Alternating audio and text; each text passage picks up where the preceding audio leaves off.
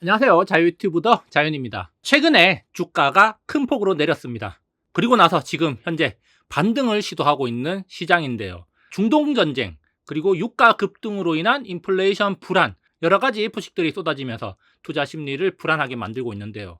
그렇지만 우리가 지금 시점에서 과연 그런 불안 요소들에 귀 기울일 필요가 있을까? 그것보다 더 중요한 것이 뭘까? 여기에 대해서 한번 생각해 볼 필요가 있을 것 같습니다. 그래서 오늘 한번 준비해 봤습니다. 오늘 이야기 도움되신다면 좋아요, 구독 버튼 눌러주시기 바랍니다. 그러면 준비된 자료 보도록 하겠습니다. 각종 악재가 터지면서 2500선까지 하락을 했습니다. 2800을 외치던 시장이었는데, 그렇지만 시장은 그대로 꼬꾸라지고 말았죠. 많은 개미들이 신용을 썼고, 그리고 조금 조정을 받자 레버리지에 대거 투자를 했는데 역시나 개미들의 예상과 달리 시장은 무너졌습니다. 그러면서 중동 불안이 불거졌고 유가가 상승했고, 그리고 삼성전자, SK하이닉스가 폭락을 하면서 시장이 완전하게 무너져 내렸습니다. 말 그대로 수직 낙하를 했다, 이렇게도 볼 수가 있겠는데, 뉴스도 굉장히 많이 나왔습니다. 이란 대사관을 이스라엘이 급습을 해가지고 이란에서 보복을 하고 국제 유가가 급등을 하는 등 굉장히 불안하면서 많은 사람들이 지금 주식을 팔아야 되는 거 아니냐, 나는 이미 팔았다, 이런 소리도 들렸습니다. 거기다가 많은 사람들이 믿음을 가지고 있던 삼성전자와 하이닉스도 그대로 꼬꾸라졌다는 거죠. 여기 보시면은 파란 선이 삼성전자인데 쭉 치고 올라가다가 한순간에 무너져 버렸습니다. 8만 전자를 뚫고 파죽지세 10만 전자까지 곧 갈 것처럼 이야기했었는데 무너졌다는 거죠. 이런 일이 있어서 되겠습니까? 이미 일어났지만 지금 그러면은 더 떨어질 것인가? 저는 그렇게 생각하지 않는다는 겁니다. 그리고 하이닉스도 파죽지세로 계속 치고 올라가다가 조정을 받고 다시 반등이 나오고 있는 상황입니다. 그렇다면 과연 앞으로 더 갈 것인가? 우리가 이것을 또 생각해 봐야 되는데, 결국에는 코스피 지수의 움직임과 SK하이닉스와 삼성전자의 움직임을 살펴보면은 비슷하게 움직인다는 거 확인할 수 있죠. 그렇기 때문에 우리나라 반도체 기업들의 동향도 살펴볼 필요가 있다는 겁니다. 그래서 최근에 좀 안 좋은 소식들이 많이 있었어요. 제가 뉴스 기사 2개 가져와 봤는데, ASML이 1분기 실적이 안 좋았고 여기다가 반도체 업황 우려까지 제기를 하면서 삼성전자와 SK하이닉스가 폭락을 했습니다. 삼성전자, SK하이닉스만 폭락한 게 아니라 다른 반도체 기업들도 폭락을 했고 미국 반도체들도 크게 떨어졌죠. 그리고 TSMC도 호실적을 발표했지만 향후 반도체 업황에 대해서 부정적인 인식을 드러내면서 시장을 더욱더 안 좋게 만들었죠. 그러면서 반도체 기업들이 주가가 큰 폭으로 빠졌는데, 여러 가지 면에서 안 좋은 소식들이 대량으로 쏟아지다 보니까 우리나라 증시뿐만이 아니라 미국 증시도 크게 조정을 받았습니다. 자, 이런 상황이 계속되고 있는데, 그렇다면은 과연 지금 상황에서 우리가 본질적으로 무엇을 봐야 되는가, 좀 더 중요한 데이터가 뭔가, 그것을 한번 살펴볼 건데요. 그래서 제가 말씀드리는 거, 지금 바닥권을 탈출하고 있다고 생각을 합니다. 물론 V자 반등을 기대하면 안 되고 자연스럽게 매물을 소화하면서 갈 거라고 생각하는데, 그렇기 때문에 지금이 기회다라고 저는 말씀드리는 바입니다. 그리고 각종 불안을 이야기하는 소음들을 뒤로 하고 우리가 진짜 봐야 될 게 뭔가, 시장의 본질이 뭔가, 그것을 한번 이야기해 볼 건데, 그래서 제가 몇 가지 자료 가져와 봤습니다. 경제가 살아나고 있다는 증거를 나타내는 자료들인데요. 첫 번째로 ISM 제조업 PMI 지수 가져와 봤습니다. 지난 4월 23일에 속보치가 나오면서 시장 예상치보다는 좀 떨어졌습니다. 여기 보시면은 49.9, 50 이하로 떨어지면서 경기가 확장되는 게 아니라 수축 국면으로 전환했다. 그래서 조금 어떻게 본다면은 경제적인 측면에서는 좀 부정적으로 볼 수가 있겠지만, 자, 여기 단순히 4월 하나의 데이터만 볼 게 아니라 지난 1월부터 현재까지의 데이터를 본다면은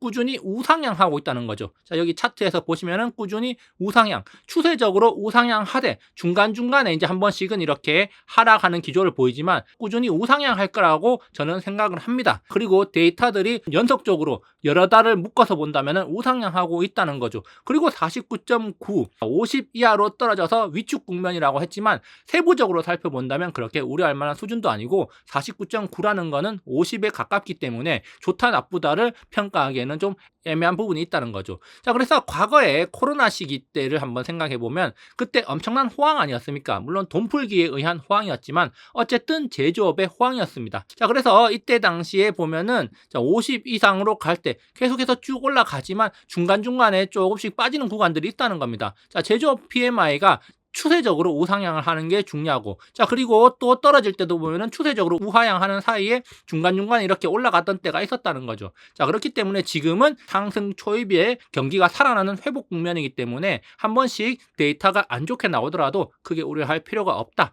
속도 조절을 하면서 우상향하고 있구나, 이렇게 생각을 하면 되고요. 그렇다면 이 ISM 미국 제조업 PMI가 중요한 이유가 뭐냐? 바로 미국 제조업 지수의 상승은 한국과 같은 수출 중심 국가의 긍정적인 신호라는 겁니다. 제조업 경기가 살아난다. 그렇다면 우리나라 수출 기업들의 수출이 증가하고 우리나라 경기가 더 좋아지고 우리나라 내수 경기도 살아나는 그런 선순환적인 효과를 맞이할 수가 있다는 거죠. 그렇기 때문에 이 ISM 제조업 PMI 지수를 살펴봐야 되는데 지금 긍정적으로 우상향 기조로 가고 있다는 게 중요 포인트라는 겁니다.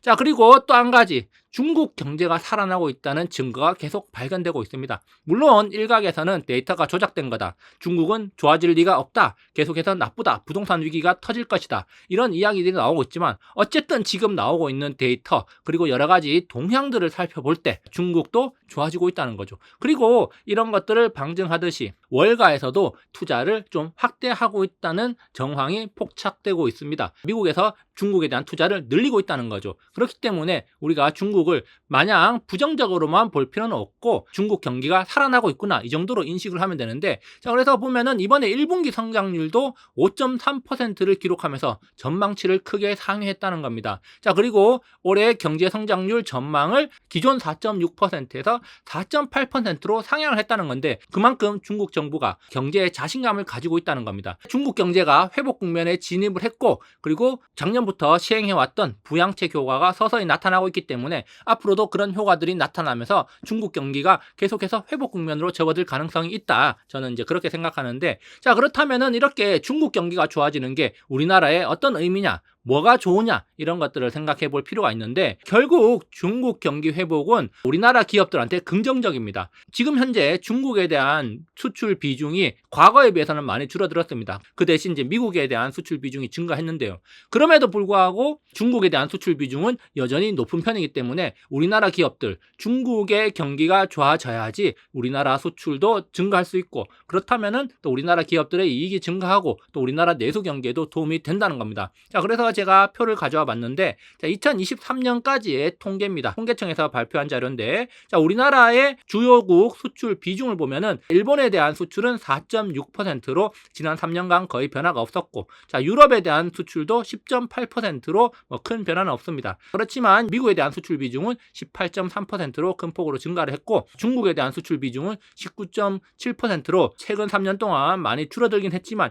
여전히 2023년을 기준으로 중국은 우리나라 제1위의 수출국이라는 점에서 중국 경제가 살아나야 우리나라 수출도 증가를 하고 우리나라 경기에 긍정적이구나, 이렇게 생각할 수가 있다는 겁니다. 미국 경기는 이미 좋습니다. 그렇죠? 이미 좋아요. 그렇기 때문에 자 우리나라의 긍정적인 요소, 미국 제조업도 살아나고 있고 앞으로도 더 좋아질 가능성이 높다. 그렇기 때문에 긍정적인데, 다른 하나의 축이었던 중국 경기가 현재 살아나고 있다는 점에서 긍정적으로 볼 수가 있다, 생각해 볼 수 있습니다. 앞으로 수출이 더 늘어날 여지가 많다는 거죠.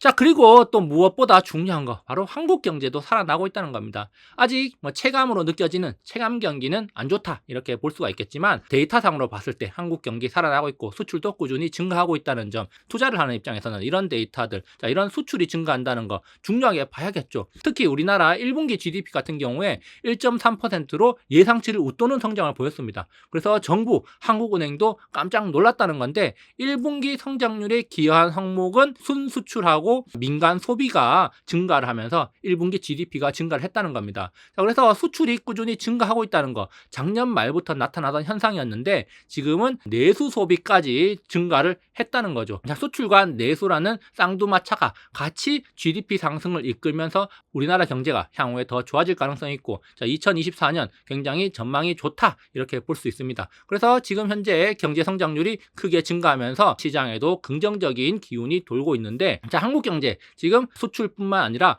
내수도 살아나고 있다는 점 중요하게 봐야겠죠.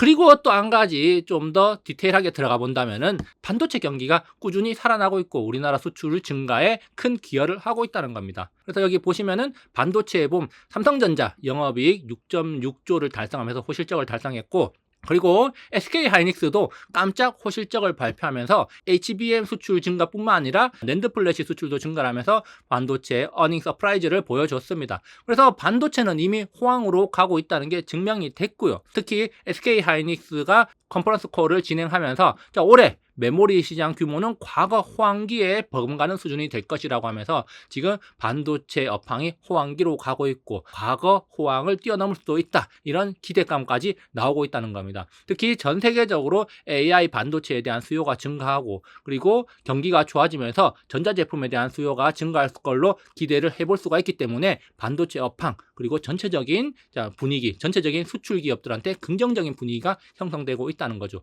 그렇기 때문에 지금 우리가 시장에서 투자를 해야 될 때지 도망갈 때가 아니라는 겁니다.